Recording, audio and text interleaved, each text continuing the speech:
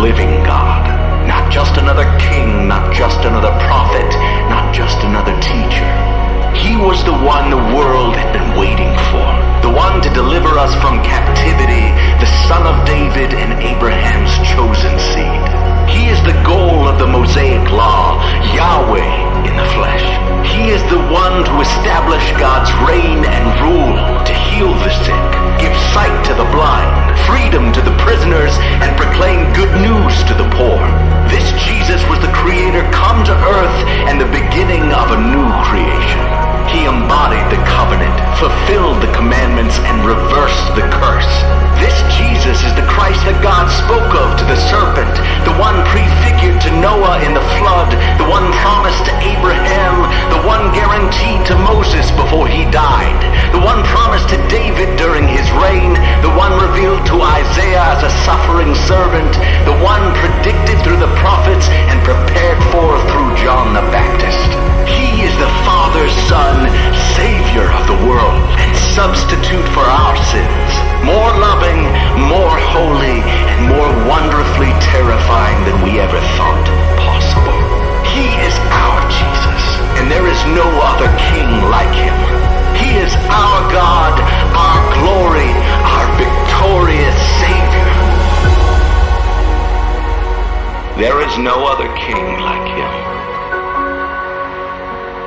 There is no other king. Ons praat oor wen liefde, dis ons laaste Sondag wat ons bietjie stil staan, net oor hierdie gedagte, wen liefde, want hier is die ding, as ons na ons wêreld kyk, en ons sien wat aangaan, en ons kom by 'n plek om te sê, wen liefde, dan moet ons vir mekaar sê, joh, dit lyk nie so nie, maar daar is 'n ander insig wat ons by uitgekom het, laasweek het ons daaroor gepraat, en is eintlik Paulus wat ons by die plek bring om te sê dat die liefde van Christus dryf ons. Nou hierdie woordjie dryf ons beteken eintlik dat die liefde van Christus my en jou nou vashou. Dit hou ons wie ons behoort te wees. Soos wat ek nou gesê het, en in Johannes lees ons dat Johannes skrywer sê, almal wat hom aanvaar het, dat hy die reg gegee om kind van God te wees. So hierdie liefde van Christus behou ons in der waarheid wie ons is. En die realiteit is, ons almal het liefde al op baie maniere beleef in ons lewe. Ons het nie daarmee groot geword baie keer oor hoe dit moet uitdrukking kry nie. En daarom kom Paulus en sê dat hulle tot insig gekom. Hier is 'n aspek wat ek en jy moet ontdek oor Jesus se liefde vir my en jou. Hy het tot insig gekom. Hulle, die disippels, gelowiges, dat indien een vir almal gesterf het, almal dan gesterf het. Ons moet by 'n plek kom om te verstaan dat hierdie daad, die kruisigingsoomlik het veroorsaak dat die mensdom saam met Christus gesterf het. Maar hier is die probleem, nie almal het dit al ontdek nie. En dis waar liefde inkom, want hy ons vat om te sê dat, en wat ons nou moet besef is, as een vir almal gesterf het, almal gesterf, en hy het ter wille van almal gesterf, sodat die wat leef, nie is die realiteit, baie mense leef nie. Want hulle het nog nie lewe ontdek nie. Want lewe gaan nog vir soveel mense net oor hulle self, hulle eie gemak, selfsugtigheid. Hoe gaan dit met my? Nie hoe gaan dit met jou nie?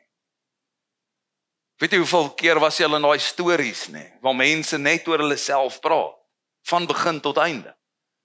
Nêrens het hulle gehoor hoe gaan dit met jou nie. Dis wat hy eintlik kom sê. Hy sê want hierdie wat nou tot insig gekom het, hierdie wat tot hierdie besef gekom het, leef nie meer vir hulself nie, maar vir hom wat ter wille van hulle gesterf en opgewek is. Daar kom 'n verandering van perspektief. Maar julle lewe, maar julle wese word nou gedryf om wat te doen, om te leef vir hom, want Jesus het 'n verklaring oor my en jou gemaak. Ek dink dis hoekom dit so groot is, as Jesus 'n verklaring oor my en jou maak, dat ons kind van God is, hy is die eersgeborene, en ek en jy is hierdie wat nakom, hy het op vir hom 'n familie kom verwek.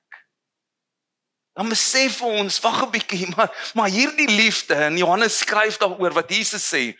Hy sê daar's geen groter liefde. Daar's geen groter liefde as hy wat sy lewe neerlê vir sy broer nie. Hy sê ek het tot insig gekom dat hierdie liefde op die einde van die dag die liefde is. En die probleem is, ons wil baie keer liefde in sekere aspekte van ons lewe beleef. So hoor ons baie keer dit, ek voel nie geliefd nie. Maar hier het 'n daad plaasgevind en daar het 'n insig by hulle uitgebreek en gekom wat ontdek dat hierdie daad eintlik iets baie groter is as om 'n gevoel van liefde te hê, maar die wete daarom het God my en jou lief. En nou sê hy dat, weet jy wat, ons almal het nou hierdie perspektiewe van liefde.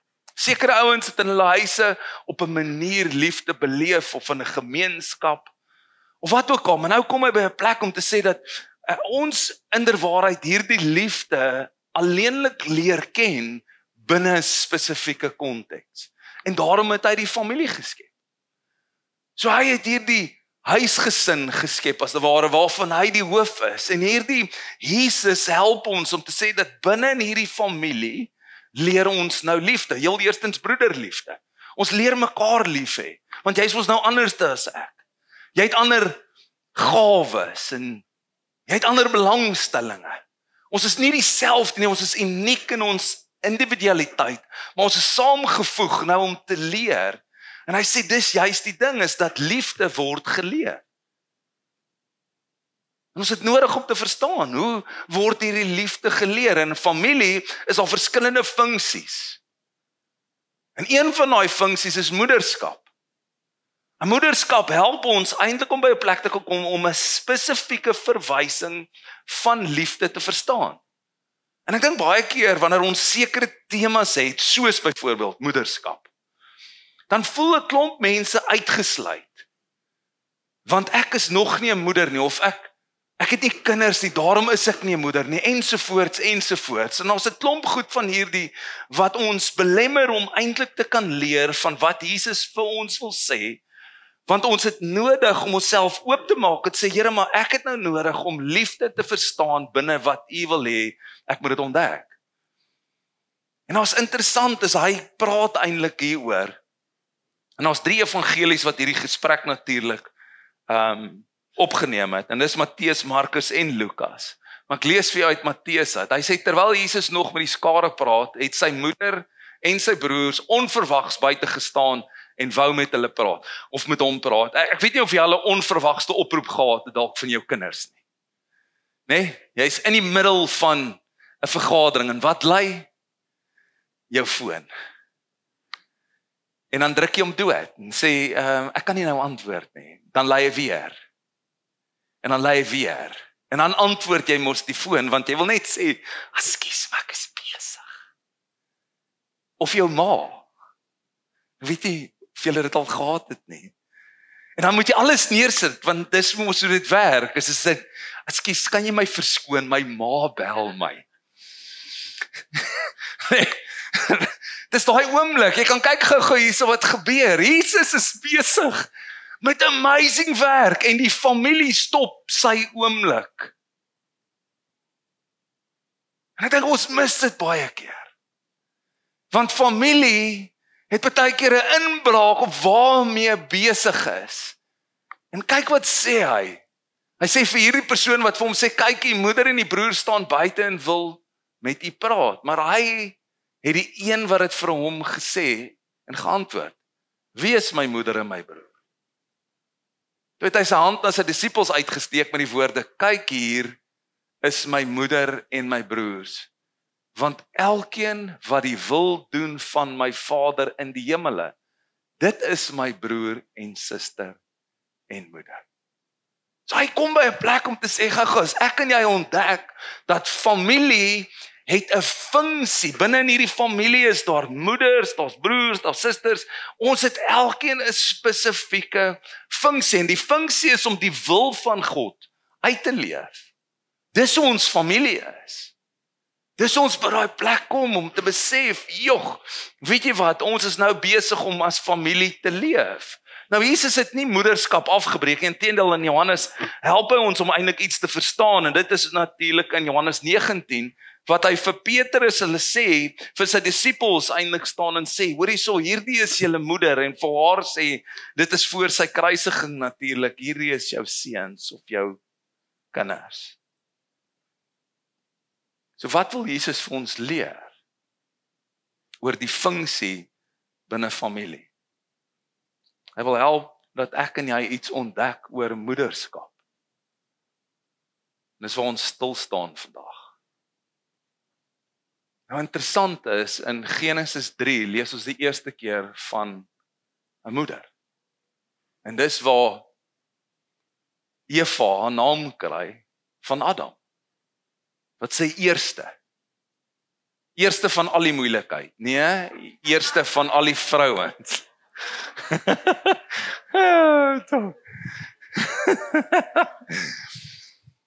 So hy noem haar Eva, die eerste van baie, maar hier is die verwysing van dit, want sy is die een wat die moeder geword het van almal wat lewe. So hy kom en hy sê iets oor vrou wees in familie om te sê dat hierdie moeder is eintlik die ma van almal wat leef. Moederskap het dus nie spesifiek te doen met jou eie kinders nie, maar met 'n groter prentjie, want 'n moeder het 'n spesifieke funksie binne in die familie. Nou as ons na hierdie woord in die Hebreëse teks gaan kyk, dan besef ons dat hierdie woordjie beteken gom, om te bind. Dit is interessant eintlik, en hierdie is sommer verniet vandag. Nee, in die antieke tyd, die manier hoe hulle gom gemaak het, is hulle het velle gevat natuurlik en die gedeeltes van die gewrigte van diere en dit gekook in water of in 'n ander vloeistof. En wat sou plaasvind is, hy sou dan hierdie sludge bo gemaak het, hierdie taaierige stof wat hulle dan afgeskep het en dan gebruik het as kleefstof. Oulik, nee? It's amazing hoe God ons gemaak het. Maar gou, hier is die ding, die beeld wat die Hebreëus vir ons gee, is dat 'n moeder is hierdie een wat haar arms om die kinders sit, of om die familie sit. Maar ook dat haar hande werk, die kinders in die familie bind. So nou moet ek en jy ontdek, hoor hierso, Jesus wil ons iets leer van moederskap, want dit gou, hoor wat het Paulus gesê, hy sê die liefde van Christus dring ons. Hier is iets wat my en jou bind ten opsigte van wie ons werklik waar is. Nou hy bring ons in hierdie gesprek om te sê, hoor gou, as ons dan vir mekaar sê, die moeder is die beeld van hierdie binding, om ons te help om te ontdek wat hierdie liefde dan doen, om my en jou in gesin wees, familie wees, saam te bind, dan ontdek ons heel eerstens dat sy onvoorwaardelike liefde. It's my so amazing, in hierdie week sien ek 'n gedeelte wat 'n vrou praat oor haar seun wat aan dwelms verslaaf was. En op die einde van die dag het hy 'n oordosis geneem. En dit het veroorsaak dat hy eintlik 'n baie groot skade aan sy brein gekry het. En nou moet hy alles oorleer. En hierdie ma wat saam met hierdie kind hierdie journey stap. Daar's iets van onvoorwaardelike liefde wat Jesus kom uitbeeld vir my en jou in moederskap. Sy liefde wat onvoorwaardelik is vir my en jou. Al is jy so bietjie nie lekker nie. Stap hy saam met jou sodat hy jou kan ontwikkel na wie jy is. Dis hierdie beeld van onvoorwaardelike liefde. Daar's nog 'n gedeelte en dit is empatiese liefde. Dis eintlik hierdie liefde waar ons in 'n moeder sien hoe sy die vermoë het om emosioneel met haar kinders te kan connect. Maar dit is nie net met haar kinders nie, dis met haar man en dis met haar vriende. Dit is hierdie amazing plek om te verstaan dat hulle die emosie wat daar is, begrip daarvan het, hoe hulle met mekaar kan connect en op die einde van die dag 'n veilige en ondersteunende omgewing skep. Dis wat Jesus vir my en jou kom wys wanneer hy praat van moederskap. Dan is daar ook hierdie opofferende liefde, onselfsugtigheid. Ma's wat hulle bo hulle kinders plaas, hulle behoefte van hulle kinders eerste plaas, hulle familie se behoefte voor hulle self plaas. En ons sien iets hier van God wat sy liefde vir my en jou ons voor hom geplaas het, want so lief het God die wêreld gehad dat hy sy eniggebore seun gegee het sodat die wat in hom glo die ewige lewe kan beerwe, dat hy na die kruis gaan vir my en jou sodat ons in verhouding met hom kan staan. Kan jy iets sien van die openbaring wat hy bring, dat ek en jy in hierdie familie iets leer van opofferende liefde? En natuurlik vorm verskywende rolle. Dis my die amazingste ding van moeders, hoe hulle van versorger na mentor kan wees, vertroueling en vriend. Hoe kinders by hulle ma's kan kom en op die einde van die dag gementor kan word of met gesprekke van hartseer en pyn of dalk waarmee hulle sukkel, waar sy 'n vriend vir hulle kan wees. Ek dink iets van hierdie liefde van God ontdek ons en dan op die einde van die dag wil hy hê dat wanneer ons dit leer, ons ook dit moet oefen. Want dit help nie ek en jy leer van hierdie liefde, maar ons oefen dit nie, ons pas dit nie toe in ons lewe nie. Ek dink dis die belangrikste gedeelte vir my en jou. So hier is 'n paar oefeninge. Die heel eerste een is natuurlik, ek is jy. Nee, nou sê ek wil nie jy wees nie en jy sê ek wil nie. Ja, ek is jy. Hoor gou wat skryf die Hebreërs skrywer. Hy sê dink aan die gevangenes asof julle medegevangenes is. Aan hulle wat mishandel word asof julle dit self aan julle liggame beleef. Ek weet nie van jou nie, maar binne in die familie van Jesus Christus het ons verskillende verwysings in ons eie stad. Ons het regtig ouens wat op hierdie oomblik kerk hou in gebiede waar daar baie keer op 'n Sondag skote afgevuur word. Hulle sit nie in 'n gemaklike auditorium waar daar ligreëling is nie. My vraag gou aan jou is, hoeveel keer het jy al aan hulle gedink? Hoeveel keer was hulle die medegevangene van jou? Jy wat hulle is. Ek dink ons het baie keer hierdie disconnect in ons samelewing. Want in 'n sekere mate is daar nog steeds hierdie selfkomponent in ons eie lewe en ons het nie hierdie verwagting dat ons moet deelneem aan die oplossing en dit wat daar buitekant aangaan. En God roep ons eintlik in hierdie spasie om te sê dat, luister, as ons liefde regtig wil verstaan en ontwikkel, het ons nodig om dit te beoefen. Ons het nodig om te dink aan hierdie ouens wat ons familie is, wat ook kerk hou nou op 'n ander tydperk, wat nie die omstandighede het wat ons is nie. Kan ons by 'n plek om te sê dat ek is medegevangene.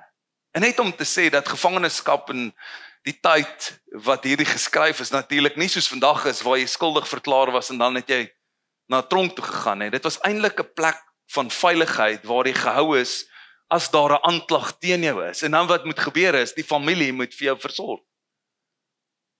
Ek dink iets van hierdie help ons baie keer in 'n jaar waar ons street store het.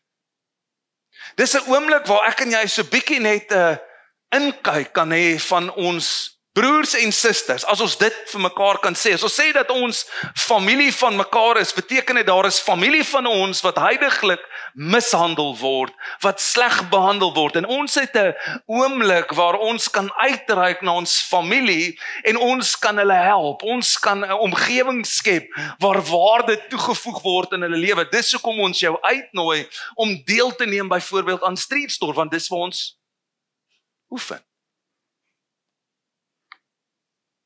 Dis mos nou waar ons met iemand 'n pad bietjie kan stap en met hulle kan gesels en vir hulle kan vertel dat Jesus hulle liefhet net soos ek en jy. Dis die oomblik wat God vir ons sê. Hy sê hierdie is julle oefenterrein. Die familie van Jesus Christus wat bietjie anders te lyk. Dis hoekom ons ook en jy kan gaan na gemeenskappe waar ons saam hande vat. Byvoorbeeld waar ons 'n kerk gehelp het om 'n dak op te sit. Want hulle is ons familie. Waar ons ander kerke gehelp het dat hulle kinderfasiliteite kan toerus, want hulle kon nie kinders daar hanteer nie omdat dit ingereën het. So ons het hulle gehelp.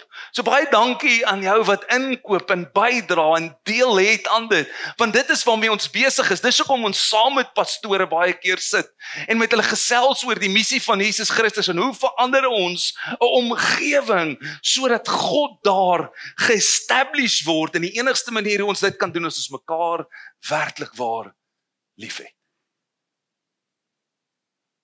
Dis wat toe hy gaan, hy sê ek is jy. Jy is ek. Ons het deel in dit. Ek dink die ander ding natuurlik wat ons leer is dat moeders help ons om aktief te kan luister. Nee, ons sukkel mos baie keer maar met luister. Luister, dis Jakobus. Nou hoor gegaan net nie. Want is baie keer amazing net om die storie te verstaan. Jakobus was Jesus se broer. So hy het saam in huis groot geword. Maar hy het nie in Jesus geglo nie.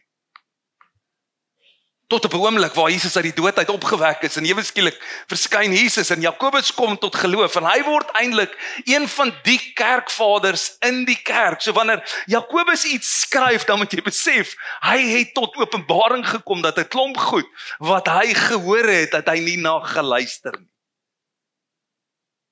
Ek dink ons is baie keer daar, ons is baie keer reg om te antwoord. Ek het die oplossing. Is dit nie?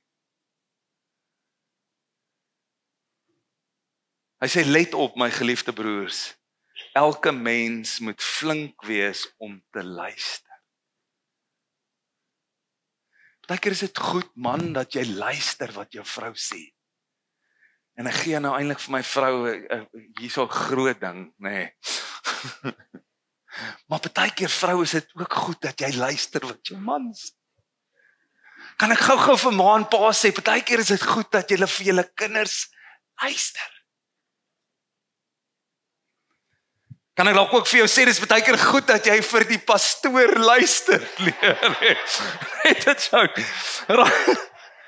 Hy sê ons moet stadig wees om te praat. Flink wees om te luister.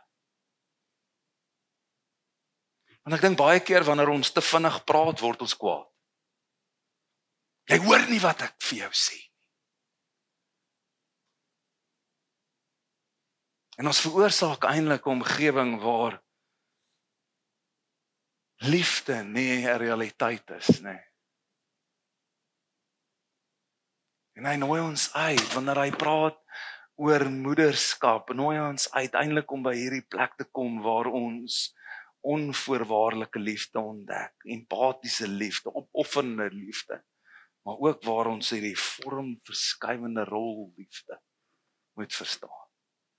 En ek dink sy groot ding waartoe ons vat, dat ek en jy iets moet verstaan oor liefde, is dat dit is die grondslag van gesonde verhoudings. Jy kan vir jouself net indink, wat se ongesonde verhoudings in ons samelewing daar is, omdat dit nie op 'n fondasie is van liefde wat Christus vir my en jou openbaar nie. Ons sien dit in skole waar kinders geboelie word. Dit kom uit huisgesinne. Waar gesinne die plek is, die omgewing is waar gesonde verhoudings eintlik behoort gebou te word. Dis die omgewing. Dis wat God sê, die plek, hierdie omgewing, hierdie plek van liggaam, kerk wees, Hierdie koinonia gemeenskap, die uitgeroepenis, waar iets ontdek moet word oor wat dit beteken om mekaar werklik waar lief te hê. Jy sien, as moederskap die beeld is van die gom wat mense by mekaar hou, dan beteken dit dat liefde is die spreektaal van Christus oor hoe hy ons by mekaar hou, en ons het dus nodig om hierdie as waardevol te hê, sodat ons by die plek kan kom om te kan sê dat liefde skep eintlik die sekuriteit vir mense om te kan wees wie hulle is. Liefde skep die sekuriteit waar ek my hart kan oopmaak, want ek weet dit gaan nie opgetrap word nie. Liefde skep die omgewing. Dis die grondslag van goeie verhoudings, en die amazing ding van goeie verhoudings, en dis wat Jesus ons mee help, is dat goeie verhoudings veroorsaak vreugde in mense se lewens.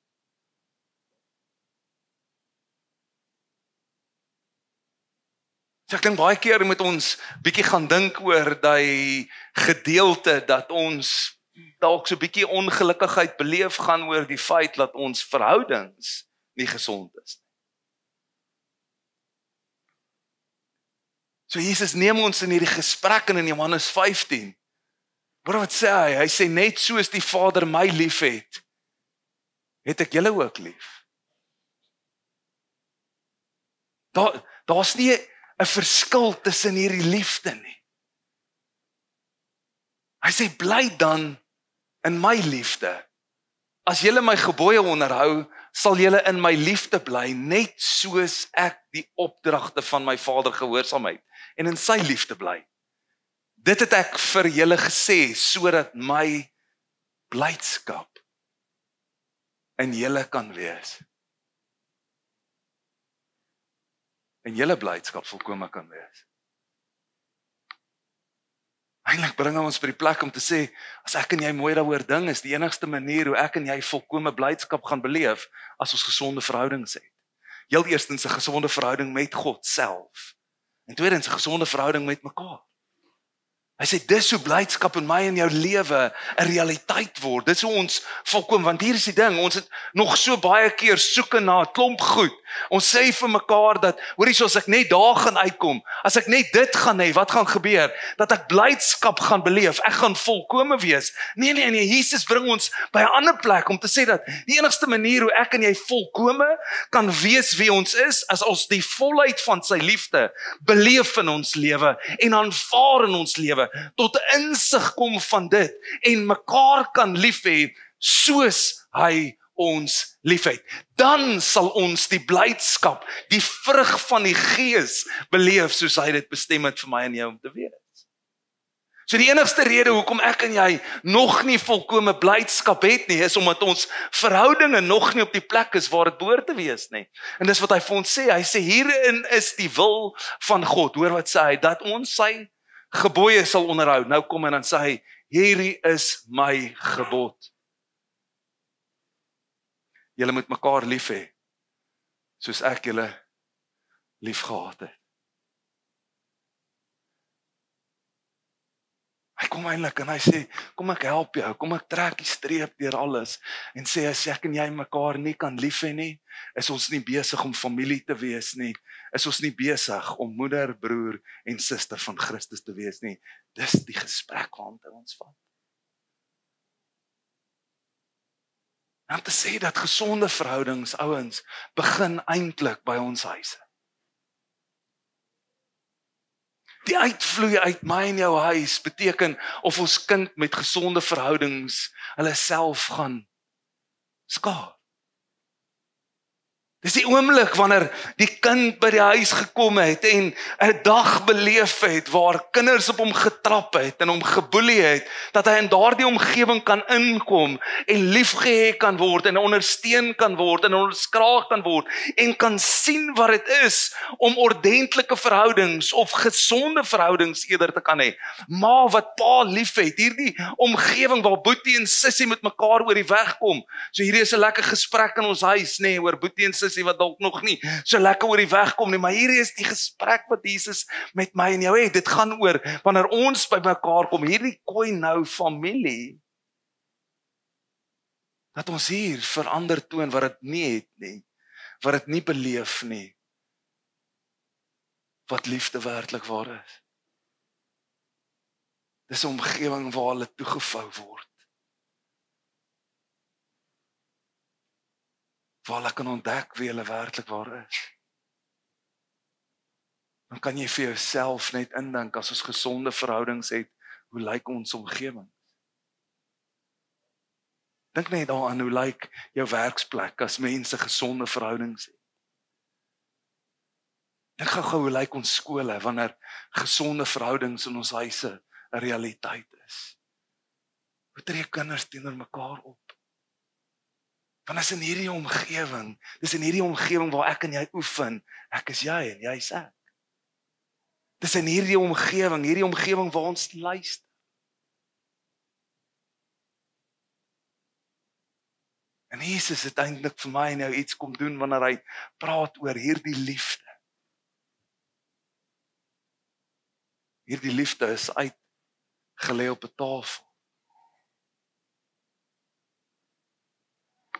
Hierdie liefde word aan my en jou verkondig elke keer as ons die nagmaal het. My liggaam is vir jou gebreek. So lief het God jou. Die Hebreërskrywer sê vir die vreugde wat van voorgehou het, het hy die kruis verduur. So lief het God jou. Dat hy vreugde daarin gevind het om na die kruis te gaan vir my en jou. En ek dink ons mis dit baie keer, want ons besef nie hoe vreugdevol Jesus Christus oor my en jou is nie. Daarom is ons baie keer nie vreugdevol oor ander mense nie. Maar Jesus Christus was vreugdevol en is vreugdevol vir my en jou, oor my en jou, oor wat hy vir ons gedoen het aan die kruis. En hy nooi ons om aan die tafel te kom sit wat hy vir ons gedek het voor wie? Voor die vyande, voor die naysayers, voor die ouens wat ons vertrap. Die tafel is gedek om te sê, dis reeds daar, my liggaam is vir jou gebreek. Hoor gou, jy hoef nie meer met 'n gebroke hart rond te loop nie, want die liefde van Jesus Christus is genoeg om jou hart te herstel, om jou volkome by 'n plek te bring waar jy aanvaar is, waar jy goed genoeg is. Dis sy liefde. Dis wat hy vir my en jou aan die kruis kom doen het. Jy hoef nie meer met daai minderwaardigheidsgedeelte rond te loop nie. God het jou kom uitlig uit die gemors. Jou kom optel saam met Jesus Christus. Deur wat? Deur die nuwe verbond. Sy bloed vir my en jou. Dit het my en jou gereinig. Skoon gewas, geregverdig verklaar. Ek en jy nou is reg voor hom. Dis waartoe Jesus ons vat. En nou sê hy, nou word dit die gedeelte, soos Paulus skryf, wat my dring. Dit hou my by mekaar. Nou kan ek vergewe. Ek kan vryspreek. Ek kan ander optel. Ek kan ander ondersteun. Ek kan onvoorwaardelik lief hê. Hoekom? Want die een wie liefde het, is in my en jou. Hy het ons nou kom vernuwe. Ons is 'n nuwe skepsel en daarom leef ons met 'n ander perspektief. Soos Paulus skryf, ons het tot die insig gekom dat as een gesterf het vir almal gesterf het. En nou ken ek jou nie meer na die vlees nie. Maar ek ken jou nou na die gees. Dis wat hy vir ons kom doen het met hierdie tafel. Sy liggaam gebreek vir my en jou. Sy bloed vir ons gestort, sodat ons familie kan wees. Hy het vrede kom werkstellig tussen my en die Vader. En tussen my en jou. Daarom kan jy ek wees en ek jy. Ons kan medelee hê met mekaar. Ons kan empatie hê. Ons kan onvoorwaardelik lief hê. Luister gou.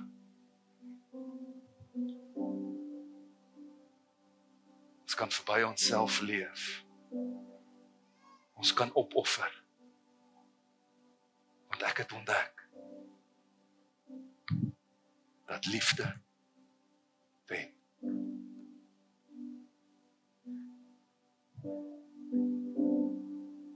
Ek wil jou vanoggend uitnooi as ons nagmaal gebruik. Ons is baie keer vreemd vir mekaar. Ons leef ons baie keer net in ons eie silo's.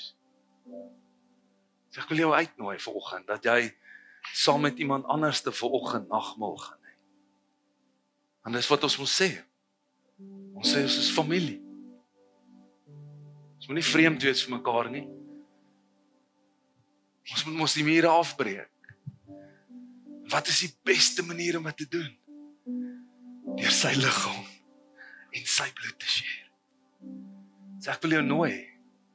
Gaan ons bid, dan kom neem jy vir nagmaal gaan sit. By iemand anders te vanoggend.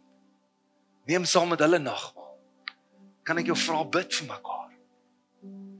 Want dit is die uitdrukking van sy liefde vir ons. Kom ons bid. So Here, wat 'n asemrowende oomblik wat ons het om onsself te vind binne die liefde. Hierdie tafel wat vir ons gedek is, Here, hierdie oomblik waar U alles vir ons kom vermag het, voor die dood, het U met die disippels gesit en gesê, hierdie is my liggaam, neem eet ter herinnering. Op daai oomblik het hulle dit nog nie regtig verstaan nie, want later lees ons hoe hulle gedagtes en hulle harte moes oopmaak, dat U moes ly, sterf en opstaan. En hierdie is die oomblik waar ons dit kan celebrate, die liefde van Jesus Christus, U wat kruis toe gegaan het vir ons, sodat ons kan ontdek, ons is nie meer die ou Adam nie, maar in Christus nou. Dankie Here vir U liggaam wat herstel bring. Daar is genoeg vir almal, en dankie Here dat ons U bloed kan celebrate, dit wat kom seef hier het. Die nuwe verbond. Ons wat regverdig verklaar is oor U geregtigheid. Mag ons dit vanoggend saam deel. In Jesus naam. Amen.